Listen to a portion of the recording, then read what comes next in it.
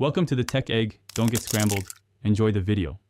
In this video, I will show how to use ginseng on face. Start by cleansing your skin and performing a patch test on your inner arm for 2 days. Apply a ginseng serum or thin mask layer to damp skin and let absorb for the recommended time.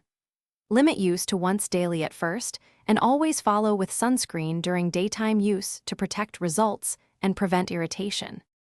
In this video, I will show how to use ginseng on face.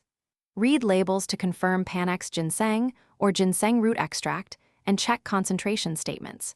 Choose a serum or cream that lists ginseng near the top of ingredients and contains gentle humectants like glycerin.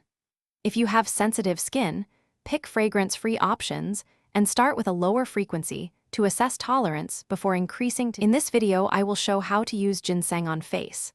After cleansing and toning, dispense a pea-sized amount of ginseng serum and warm it between your fingertips. Gently press into face and neck using upward motions, avoiding eyelids and lips. If using a mask, leave it on according to instructions and rinse thoroughly.